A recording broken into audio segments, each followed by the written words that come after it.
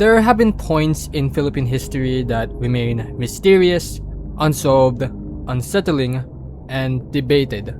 I stumbled upon the post of a now deleted user of the r/Philippines subreddit. The post has an image of 10 layers of an iceberg, with names, words, and phrases pertaining to certain events and information. I decided to alter the image to remove topics that may be irrelevant to the video. As we go deeper into the image, the more controversial and obscure the topics will be. From conspiracy theories, controversies, and many others, this is the Philippine Dark History Iceberg.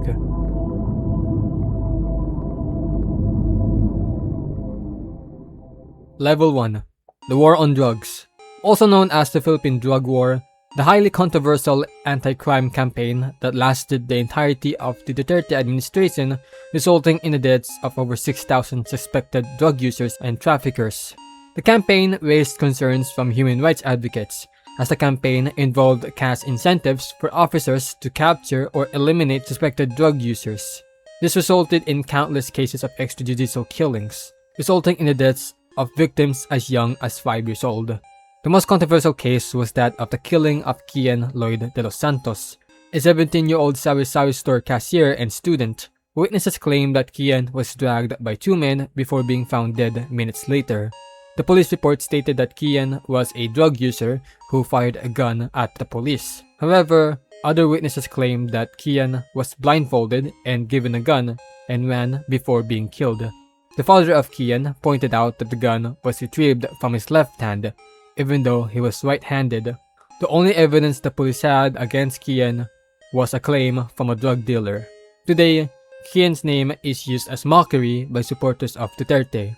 The war on drugs was a dark period in Philippine history, as Duterte himself and many others have been accused of inciting an anti-poor genocide.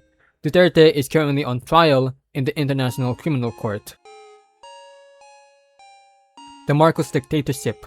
For almost 20 years, Ferdinand Marcos Sr., the father of the current president of the Philippines, ruled the country under a military dictatorship. After the declaration and a few years after the end of martial law, thousands of people were tortured and killed, including opposition figures of the regime. The economy of the country suffered due to heavy debts from the United States, the mass corruption of the government and the president's cronies, and many other issues that culminated to the People Power Revolution of 1986, forcing Marcos and his family to flee to Hawaii. Countless massacres occurred during his dictatorship and caused political instability for decades to come after his exile, considered as one of the darkest periods in Philippine history. Typhoon Yolanda. Considered the most intense and deadliest tropical cyclone in 2013, Typhoon Haiyan, known as Yolanda locally, devastated the islands of Visayas, most severe in the city of Tacloban, Leyte, resulting in the deaths of over 6,000. Looting and violence were recorded in Tacloban, further intensified due to the slow recovery efforts of the government. A US Marine brigadier took a helicopter flight over the city, believing that not a single building was not destroyed or severely damaged. The names Haiyan and Yolanda have been retired, regarded as one of the most destructive natural disasters in the country's history.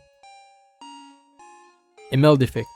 Also known as the Imelda Marcos syndrome, a term coined by and from Imelda Marcos, the First Lady of Ferdinand Marcos Sr., to describe excessive wealth and the vulgar display of wealth. During Marcos' dictatorship, Imelda owned 3,000 shoes and 400 cars, among other luxury items. In an interview, Imelda stated, "If you know how rich you are not rich. But me, I am not aware of the extent of my wealth. That's how rich we are." Before living in exile, the Marcos family stole over $10 billion, the official record of the greatest robbery of a government. Yet the family still denies the accusations of stolen wealth, linking it to the discovery of Yamashita's treasure as the reason behind the wealth, among other hoaxes.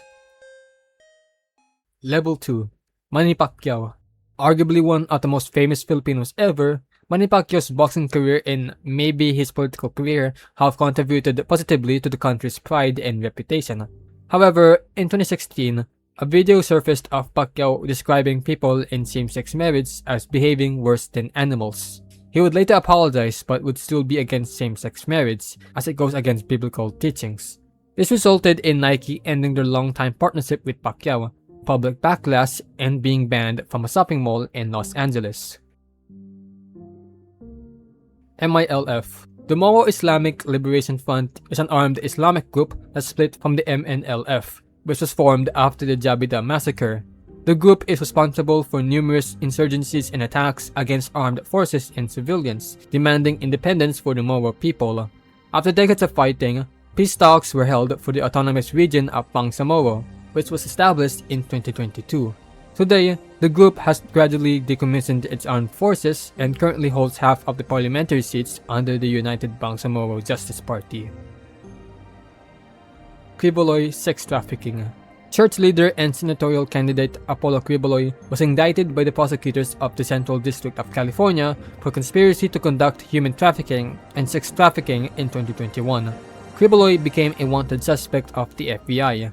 In 2024, the Philippine National Police issued an arrest warrant to Quiboloy for sexual misconduct, which caused a standoff at the Kingdom of Jesus Christ compound between the police and supporters and members of the church. After a week, Quiboloy was captured and arrested, where he remains in detention as of today.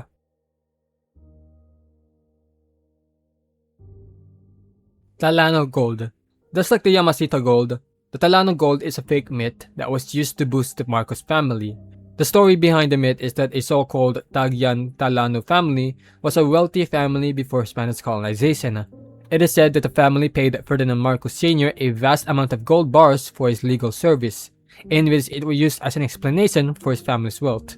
Another story was that the family gave the gold to Jose Rizal before giving it to the Marcos family. A related story is that the Talano family had given Marcos over 400,000 metric tons of gold before it fell into the custody of the Bangko Sentral. Another myth that the Marcos family used as propaganda was the Maharlika class, heavily used during the New Society movement. Maharlika was then spun as another fake myth known as the Maharlika Kingdom, using the supposed kingdom's wealth as an explanation behind the family's wealth. These hoaxes became popular during the 2022 presidential election when the son of Ferdinand Marcos ran as president, and his supporters used these hoaxes to boost his popularity. Nielsen Air Base Bunker. Also known as the Nielsen Triangle, Nielsen Field was an airstrip that was decommissioned in 1948. The airfield's tower was turned into a police station before becoming a restaurant. Underneath the area is said to have an underground bunker that was built in the 1960s during the Cold War, but its purpose today remains unknown. There are claims that there are many entrances to the bunker, but the most prominent was the abandoned underground well line of the MRT Line 3, which was planned to be a spur line to Ayala Avenue, but the plan was abandoned. In 2011, workers at Manila Water discovered a tunnel that a six-wheeler could fit in near Guadalupe, Makati, just a few kilometers away from the area of the supposed bunker. Fort Bonifacio Tunnels. In 1941, a tunnel was constructed underneath modern-day BGC and nearby residential areas. After the Japanese invasion, it was extended and used as shelter for high-ranking military officials. After World War II, the tunnels were used for storage before being rehabilitated and opened for the public until their closure in 1995.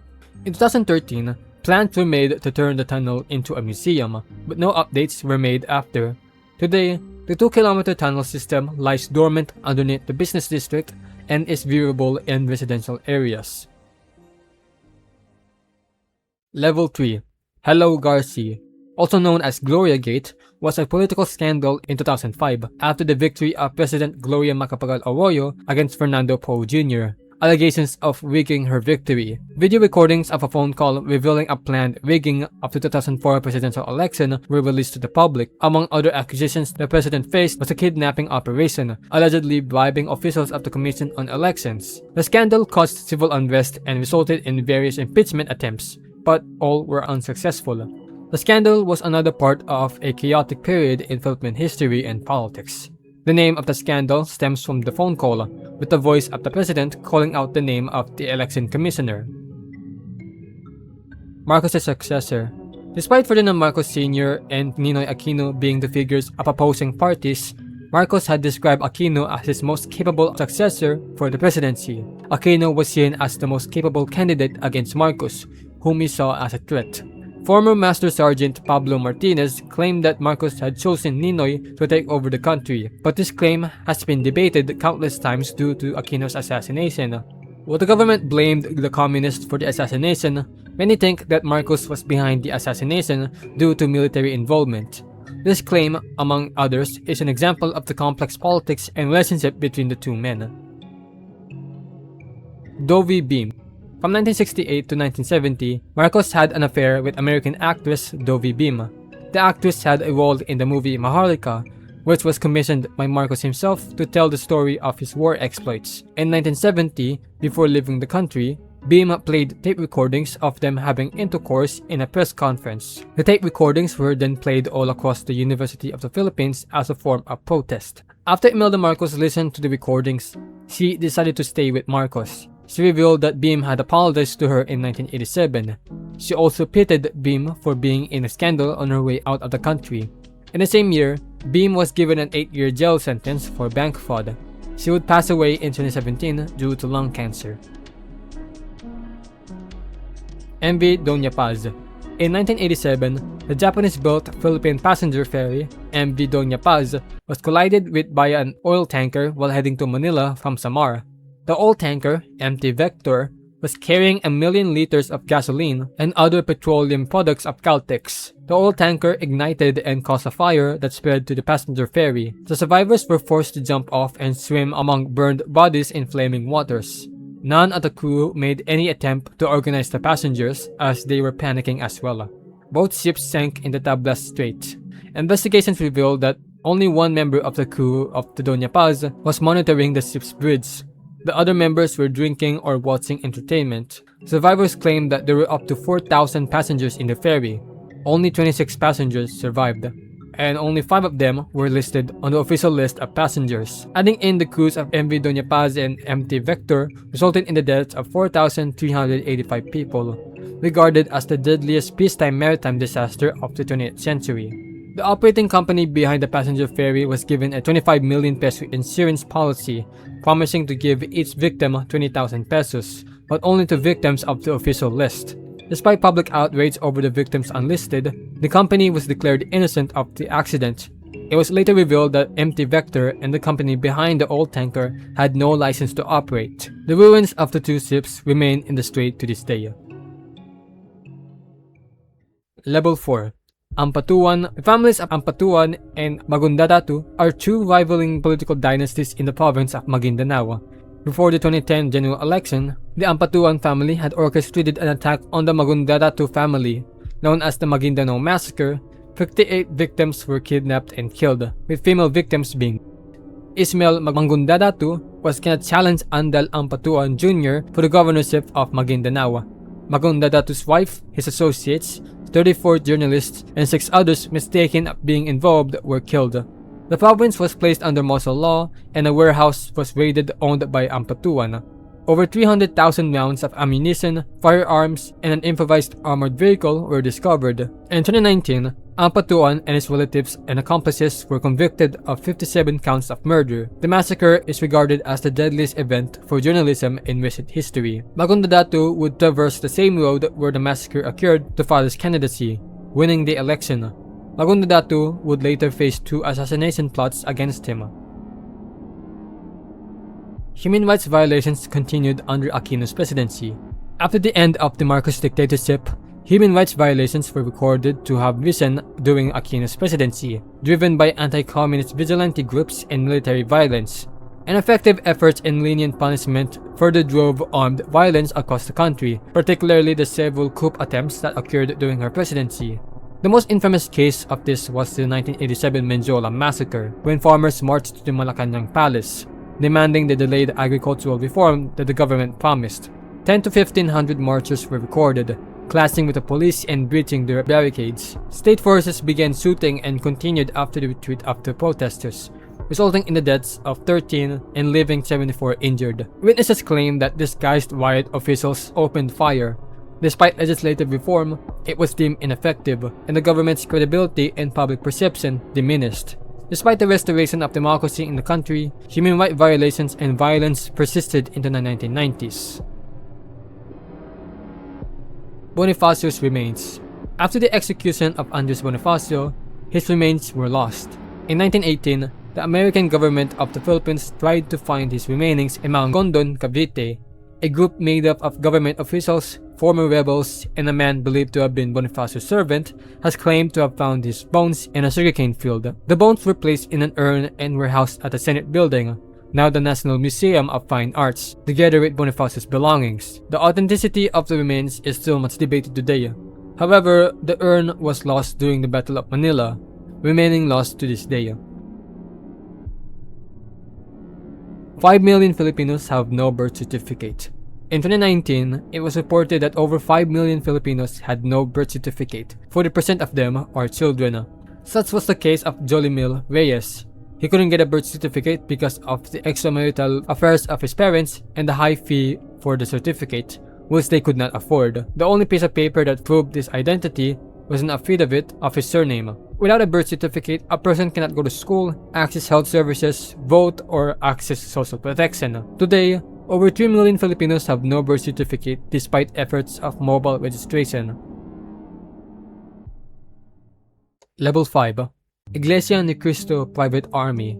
In 2017, police presented to the media weapons from a compound of the Iglesia ni Cristo, a local Christian new religious movement. Former members account that the church has a militia, specifically for defending members against Muslims in Mindanao. Others claim that the church hires hitmen to take down critics. Such was the case of comedian Gold Dagal. A known critic of the church was assassinated in 2025. It was suspected that the church was involved in his death, as he had received death threats from members of the church. The most dangerous country for environmentalists. In 2018, the Philippines was regarded as the most dangerous country for environmentalists. 30 recorded deaths of environmental activists and farmers. Today, the country is still ranked in the top 5 and regarded as the most dangerous in Asia. In 2023, 2 activists, Tamano and Castro, were abducted by soldiers suspected of being communists. This controversy stems from the country's long history of land reform, mining, infrastructure projects, and land grabbing. Red tagging, abducting, and murder are being used to silence farmers and activists. The Binondo Massacre, also known as the Sangley Rebellion, it was a series of armed confrontations in 1603 between overseas Chinese, known as the Sangley, and the Spanish. The ruling Spaniards feared the economic influence the Chinese had in the area. A planned rebellion formed by Chinese residents were exposed, resulting in the execution of rebel leaders. The Chinese rebels launched an attack on the Spaniards, but were defeated. The rebels fled, while those captured were executed. An estimated 15 to 2,500 Chinese residents deemed as rebels were killed. The local Chinese population then experienced further population control and harassment, resulting in another rebellion in 1639, suffering another massacre and the further deaths of 17 to 2,200.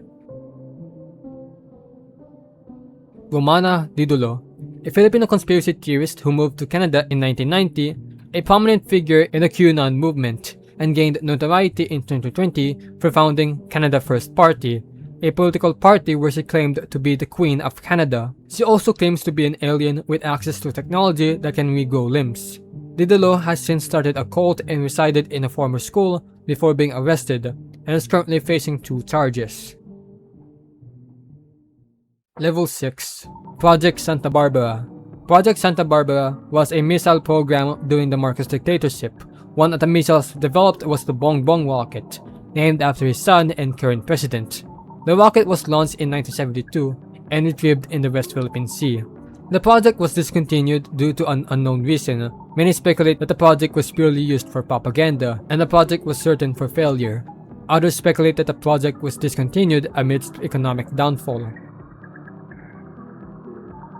The Philippine anthem wasn't originally sung in Tagalog. Lupang Hinirang, the national anthem of the country, was developed as an instrumental march in 1898 by Julian Felipe, called the Marcha Nacional Filipina. The lyrics originated from a Spanish poem written by the poet Jose Palma. Attempts were made to translate the anthem in the 1940s, but it was not until 1956 that the Tagalog version, Lupang Hinirang, was adopted as the national anthem.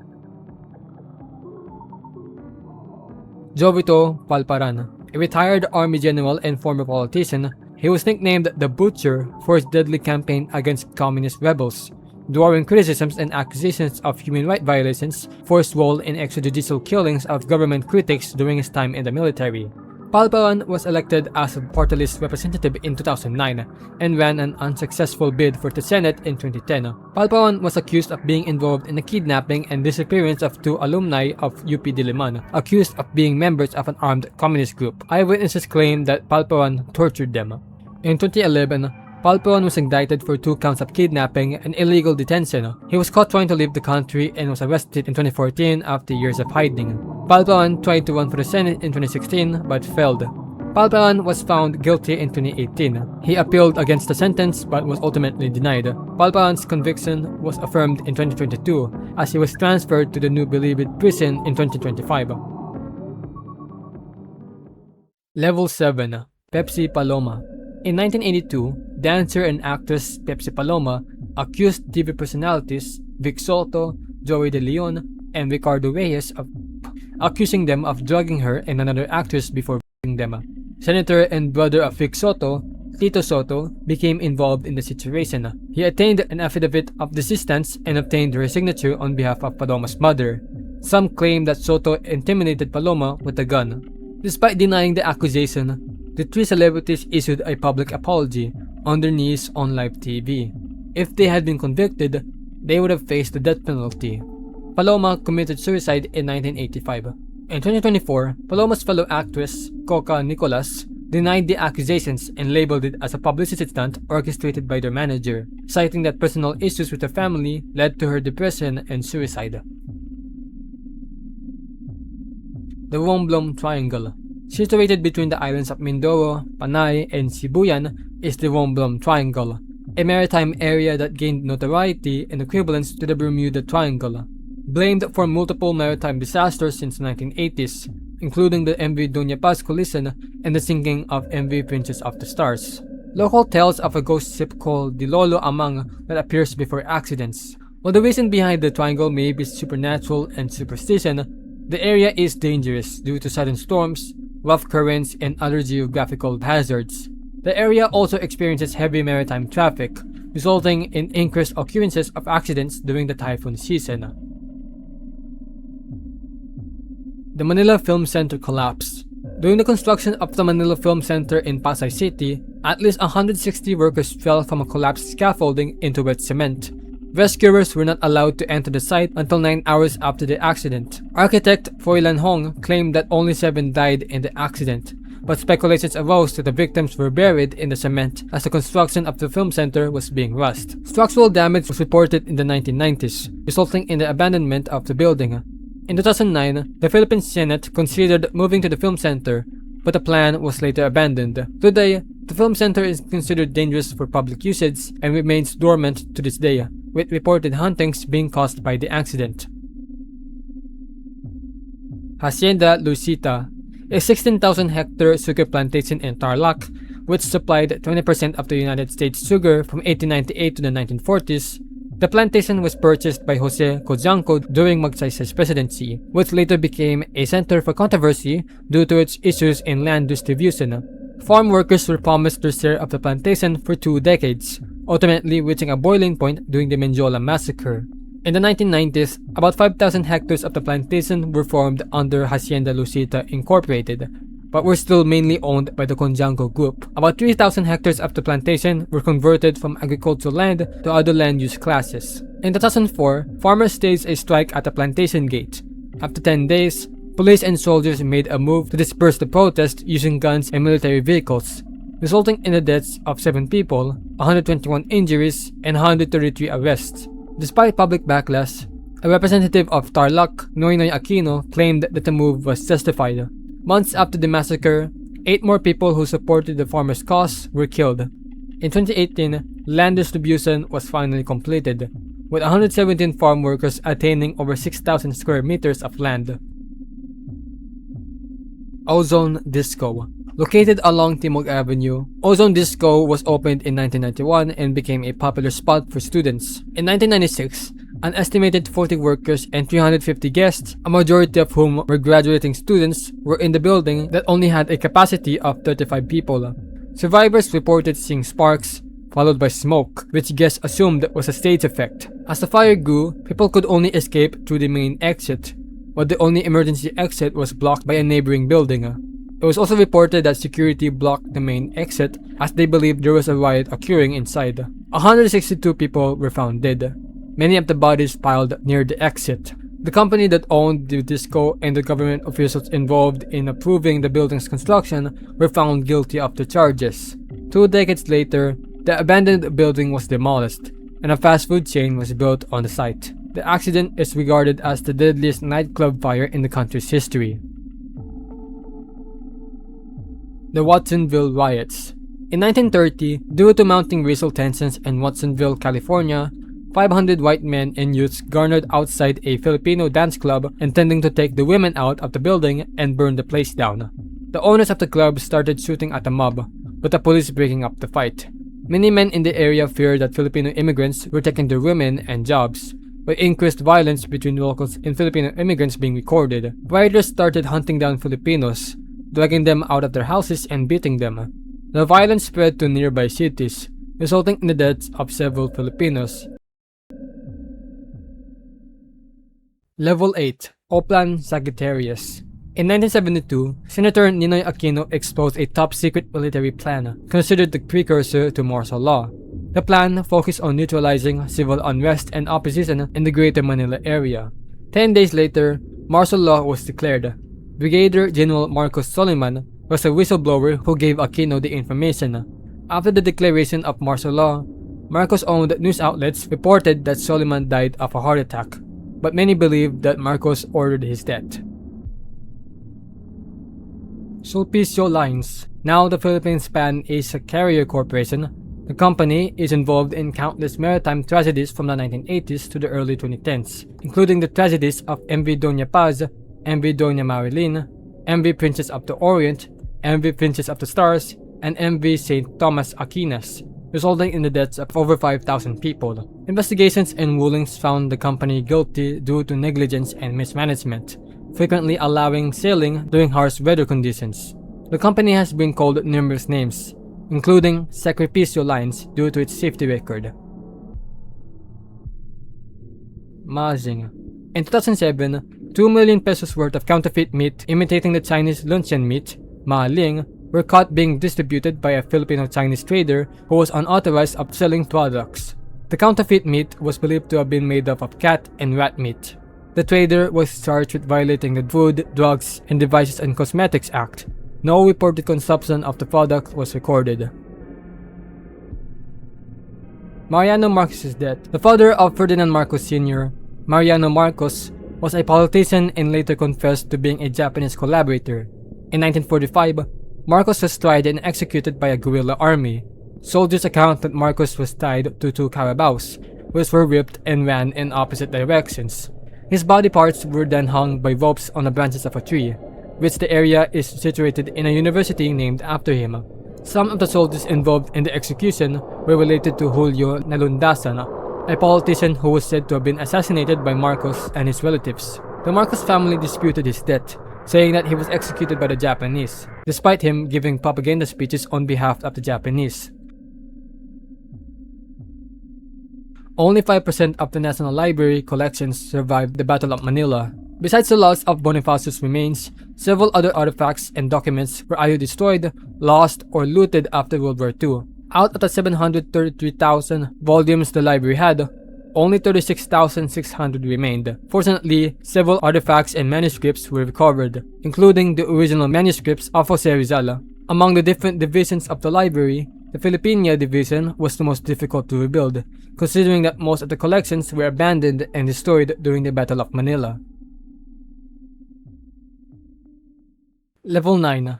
Tad, also known as the Sagrada Corazon Senior, a far-right Christian ethno-nationalist organization established in northern Mindanao.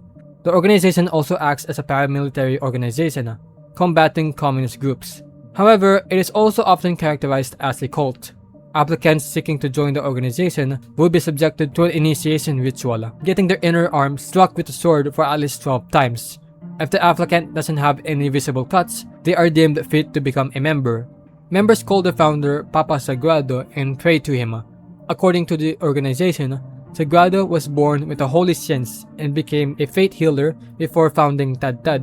The organization had fought against the NPA and other rebels in the 1970s. The name Tad Tad means chop chop because the organization would chop the heads of the enemies off. Members of Tad Tad call themselves the Soldiers of Christ, believing themselves to be bulletproof and possessing supernatural abilities. Reports vary on the current membership between 2,000 to 100,000 members. Philippine Senator Bato de la Rosa was a chief of the group in the 1980s. The Agusan Image.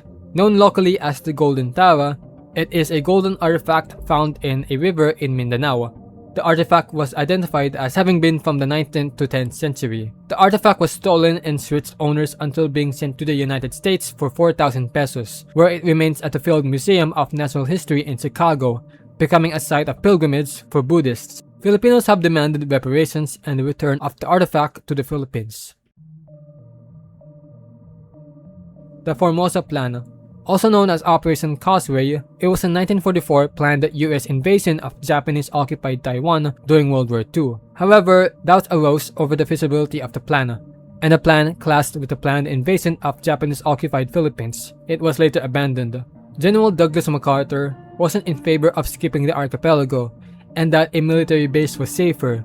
This decision was seen as a major cause of the Battle of Manila, which devastated the city. Some believe that the Formosa Plan would have prevented the devastating battles in Manila and in other areas of the country. Madyaas and the Code of Kalintiao. Madyaas was a legendary confederacy on the island of Panay dating back to the 11th century. Others have also documented the confederacy and its creation of the Code of Kalintiao, regarded as the first set of laws in the history of the Philippines. However, many see the supposed history as folklore due to the lack of historical evidence of its existence. Filipino writer Jose Marco became infamous for creating hoaxes and forging historical documents and artifacts, such as the La Loba Negra and the Code of Kalintiao. In 2004, the National Historical Institution revoked the authenticity of the code due to its lack of historical basis. Level 10. Filipino colony in Borneo. Land disputes in Calamba, Laguna during Spanish colonization forced the expulsion of farmers and residents and the burning of their houses, including Rizal's family. Jose Rizal began conceptualizing the idea of a Filipino settlement on the island of Borneo while he was in Hong Kong. A letter addressed to Ferdinand Blumentritt in 1892 had Rizal thinking of relocating his family to North Borneo and establishing a colony under the United Kingdom, calling it New Calamba. An attempt was made to establish the colony, aimed at agricultural usage for displaced farmers. The move was denied by the Governor-General of the Philippines, fearing that the move was used to initiate a revolution. Rizal arrived in Manila to meet with the Governor-General before being detained and exiled to the Dapitan. Magsaysay was beaten by the CIA. In the book Killing Hope by American author William Bloom, the book recounts CIA operations, including the efforts to elect Ramon Magsaysay as president. Edward Lansdale had helped Magsaysay's presidential campaign in behalf of the CIA, claiming that they invented Magsaysay. From drugging Magsaysay's opponents to stage elections, even smuggling firearms to use for a coup in case Magsaysay lost. During Magsaysay's campaign, he insisted on delivering a speech made by a Filipino rather than a speech made by Lansdale's team. Lansdale became angry, ending up knocking Magsaysay out. Many have speculated that Magsaysay's death in a plane crash was orchestrated by the CIA. The Bujinka Plan. In 1995, two terrorists affiliated with Al-Qaeda planned a large-scale terrorist attack. The plan was set in 3 stages: the assassination of Pope John Paul II in the Philippines, the bombing of 11 airliners in flight from Asia to the US, aiming to kill 4,000 passengers, and crashing a plane into the headquarters of the CIA. However, the plan was abandoned after a fire started at the Doña Josepa apartments. Sources say that the fire was caused by the police setting fire to make the terrorists leave the apartment. Initial accounts of authorities say that the fire was started by the terrorists due to a chemical fire before fleeing. After the fire went out, Officer Aida de Fariscal decided to lead an investigation in the room, finding evidence of the plan and arresting one of the terrorists. She's been recognized as the person who stopped the terrorist attack and saved thousands of lives. Some of the terrorists fled, leading to the conceptualization and execution of 9/11. The Icleo family. The Ecleo dynasty of Dinagat Island became an influential group after the founding of the PBMA, a non-profit religious organization that has been labeled a cult.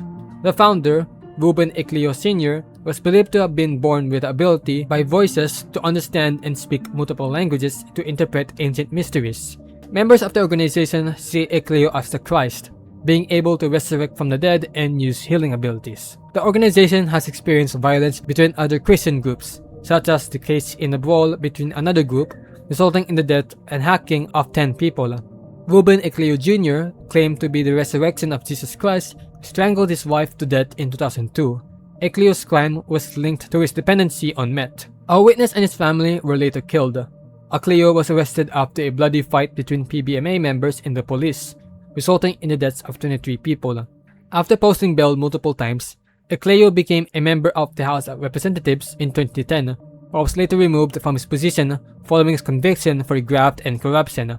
Ecleo fled Dinagat to Angeles City and hid as a fugitive under the name Manuel Riberal for almost a decade before being arrested in 2020. By that time, he had found another wife and had a 1-year-old daughter with her. Ecleo died a year later in prison due to COVID. H-World. Brother of actor and Senator Robin Padilla, Wyatt Padilla, a self-proclaimed Brigadier General, formed a paramilitary doomsday group called H-World. The group has tried multiple times to invade various islands. In 1995, President Fidel Ramos ordered a crackdown against the group, resulting in a shootout in Quezon City. The group had stated that a doomsday event would happen in 2012 at Surigao del Norte, but would later blame corruption for the delay of this event. The group has since declined in numbers, and Padilla would pass away in 2021 from a heart attack. And that concludes the Philippine Dark History Iceberg. From hoaxes, conspiracy theories to cults or crime, history will remain a lesson of today.